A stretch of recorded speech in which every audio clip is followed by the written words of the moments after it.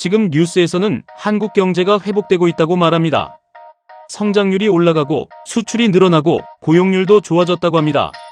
그런데 이상하지 않으셨습니까? 분명 경제가 좋아졌다는데 왜 내 통장은 더 빠듯해지고 왜 주변 사람들은 더 불안해질까요? 왜 사람들은 경제는 괜찮다는 뉴스보다 살기 힘들다는 현실을 더 크게 느낄까요? 오늘은 정부가 쉽게 말하지 않는 한국 경제의 불편한 진실을 하나씩 이야기해 보겠습니다. 그리고 마지막에는 이 상황에서 개인이 어떻게 살아남아야 하는지도 현실적으로 말씀드리겠습니다. 첫 번째는 성장률의 함정입니다. 정부는 올해 성장률이 2% 수준까지 올라갈 수 있다고 말합니다.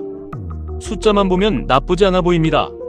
하지만 중요한 건 그 성장의 내용입니다. 경제가 성장했다고 해서 국민 삶이 나아진다는 뜻은 아닙니다. 실제로 많은 사람들은 월급이 크게 오르지 않았습니다. 오히려 건강보험료, 전기요금, 가스요금, 외식비, 식료품 가격이 더 빨리 오르고 있습니다. 결국 숫자는 성장인데 삶은 후퇴하는 겁니다. 이게 바로 체감 경제와 공식 통계의 차이입니다. 그런데 여기서 중요한 사실이 있습니다. 성장률이 높아 보이는 이유 중 상당수는 작년이 너무 안 좋았기 때문입니다. 기저효과라는 겁니다. 쉽게 말하면 바닥에서 조금 올라온 것을 큰 회복처럼 보이게 만드는 착시입니다. 그래서 숫자만 보고 안심하면 오히려 위험할 수 있습니다. 두 번째는 수출 구조의 위험입니다. 한국 경제는 여전히 수출 의존도가 높습니다. 문제는 그 수출이 너무 한쪽으로 쏠려 있다는 겁니다. 바로 반도체입니다. 최근 한국 수출을 보면 반도체가 대부분을 끌고 갑니다. 겉으로는 수출이 좋습니다. 하지만 다른 산업은 그만큼 힘들 수 있습니다. 이건 마치 축구팀이 공격수 한 명에게만 의존하는 것과 같습니다. 그 선수가 다치면 팀 전체가 흔들립니다. 한국 경제도 비슷합니다. 미국과 중국 갈등, 기술 패권 경쟁, 관세 문제 하나만 생겨도 한국 경제 전체가 흔들릴 수 있습니다. 특히 중소기업은 더 어렵습니다. 대기업은 수출이 늘어도 지방산업단지의 작은 회사들은 주문이 줄고 있습니다. 같은 나라 안에서 누군가는 호황이고 누군가는 침체입니다.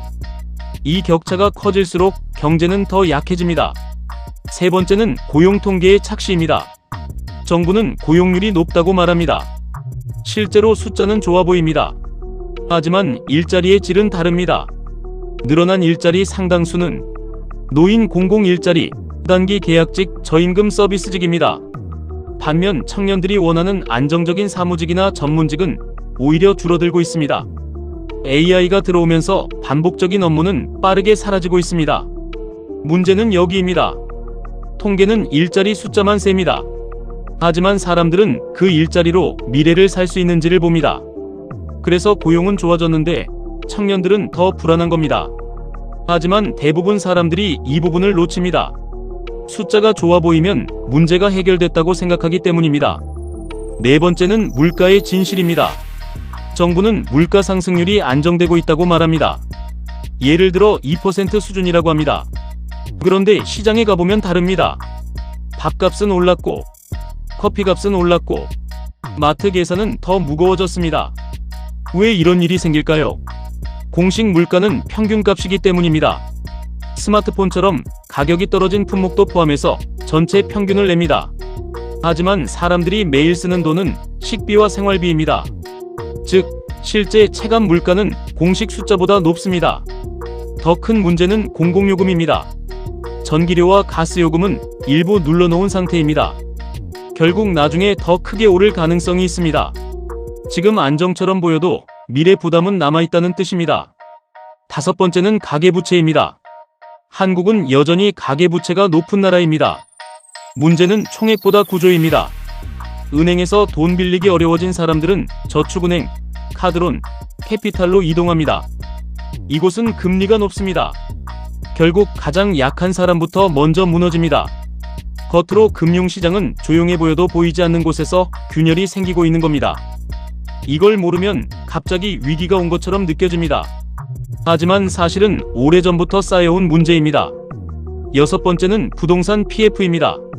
PF는 프로젝트 파이낸싱입니다. 쉽게 말하면 미래 분양을 믿고 미리 돈을 빌리는 구조입니다.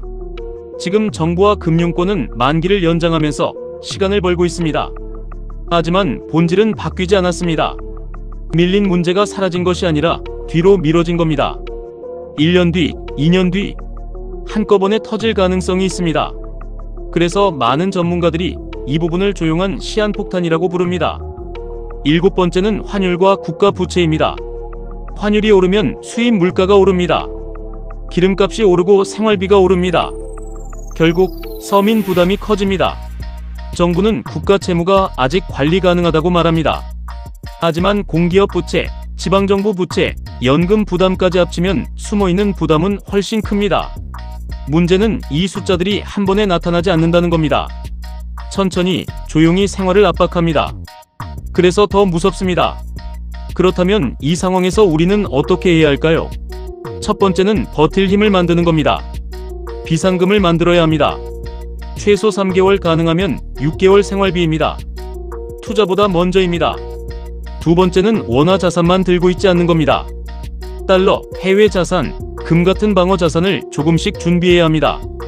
수익보다 방어가 먼저입니다. 세 번째는 소득 파이프라인을 하나 더 만드는 겁니다. 회사 월급 하나에만 의존하면 위험합니다. 작은 부업이라도 좋습니다. 글쓰기, 영상 편집, 온라인 판매, 강의, AI 활용까지 가능합니다. 월 10만원이라도 두 번째 수입이 생기면 생각보다 큰 차이가 납니다. 그게 위기 때 생존력이 됩니다. 결국 중요한 건 정보 발표보다 내 삶의 숫자를 보는 겁니다. 경제는 뉴스가 아니라 내 통장에서 느껴집니다. 앞으로는 좋은 숫자보다 진짜 구조를 봐야 합니다. 그래야 흔들리지 않습니다. 이제는 누군가가 알려주길 기다릴 시간이 아니라 직접 대비해야 할 시간입니다. 여러분은 지금 한국 경제에서 가장 위험하다고 느끼는 부분이 무엇인가요?